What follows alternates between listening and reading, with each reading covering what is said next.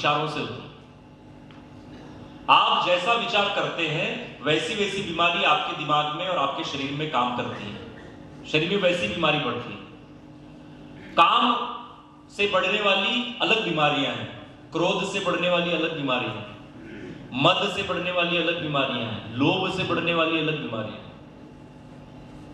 मैं आपको बताऊं कि सोराइसिस बीमारी जो भयंकर बीमारी है त्वचा की, कि पूरे शरीर में अगर हो गई तो आप शरीर ही खुजाते रहेंगे, शरीर में से खून निकलते रहेंगे, आप ठीक नहीं कर सकते। ये बीमारी होती है अगर आपके शरीर में, आपके मन में अगर कोई डर बैठ गया या आपके दिमाग में कोई इनसिक्योरिटी हो गई, चाहे वो जॉब की हो या किसी भी चीज को लेकर हो, डर अगर आपके मन में है तो आपका सोराइसिस कभी ठीक हो ही नहीं सकता। मेरे पास में कई ऐसे पेशेंट्स आए जिन लोगों को मैंने कहा कि आपको कोई डर है क्या, कोई इनसिक्योरिटी है क्या।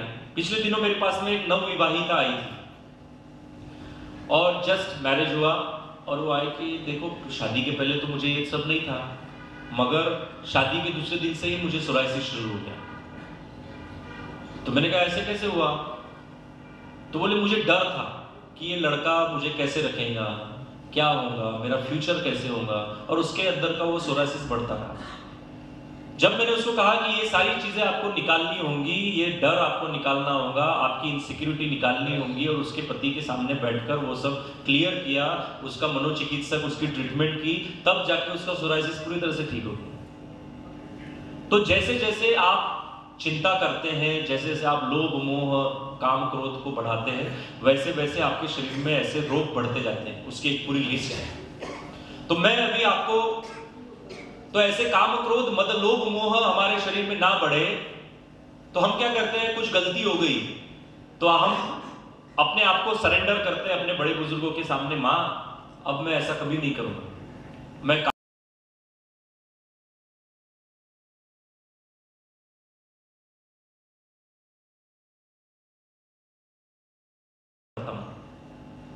कान को खड़ा लगाता हूं। तो कान को पकड़ना मतलब इस गलती को मैं फिर से नहीं करूंगा, ऐसा ये दबाकर हम लोग उसको ये करते हैं। तो यहां पर एक एक्टिव पॉइंट है जो दबता है, तो हम जो है अगली गलती करने से बचते हैं। तो टीचर जो होते थे, गुरु होते थे, कान मरोड़ते थे, तो ये पॉइंट एक्टिव होता था। तो ये बार बार गलतियां ना हो इसलिए जो है ये कान में कुंडल ही पहन के रखो, तो ये काम क्रोध मद लोभ मोह बढ़ेंगे। ये जो साइंस है,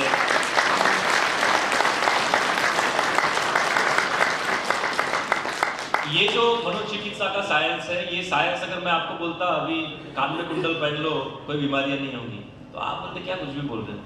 मगर धर्म से जब उसको जोड़ा और ये साइंस जब उसमें ये हुआ कि ये भारत ही सोच सकता है कि विचारों से भी कुछ रोग बढ़ते हैं, भारत ने उसके ऊपर रिसर्च किया।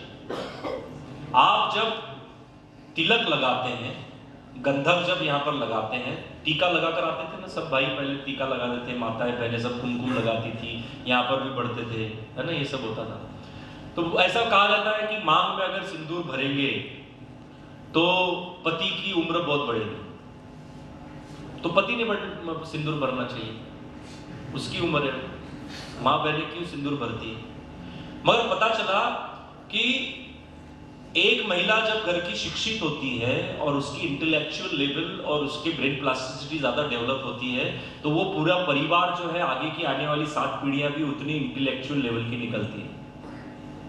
तो जब आप यहाँ पर गंधक भरते हैं, सिंदूर भरते हैं, तो यहाँ का सहस्त्रार चक्र ओपन होता है, खुलता है, और वो उसकी ब्रेन प्लास्टिसिटी में डेवलपमेंट होता है जब वो सूरज की किरणों में आगे आती है। सूर्य किरणें पड़ते ही यहाँ का आगे चक्र ओपन हो जाता है जब आप तिलक लगाकर सामने आते हैं। आप जो है पहले जनेऊ पहनते थे, जनेऊ ब्राह्मण लोग तो पहनते ही थे, मगर बहुत सारी ऐसी जातियां मैंने देखी जो वैष्णव परंपरा से है, वो ब्राह्मण नहीं है मगर वो जनेऊ पहनते हैं, और मूत्र त्याग के वक्त में वो कान में ऐसे ऐसे ऐसे गोल गोल गोल गोल घुमाकर रखते हैं। तो पता चला कि यहाँ का संबंध जो है मूत्र नलिका से। आप अगर ये कान को अगर ऐसा पकड़ के रखेंगे, दबा कर रखेंगे और उसको एक करके रखेंगे, तो मूत्र के साथ में वीर्य त्याग नहीं होगा। आपकी शक्ति जो है शरीर से नहीं निकलेंगी, आपकी शक्ति वैसे ही बरकरार रहेंगी। ये सब इसके पीछे का साइंस है।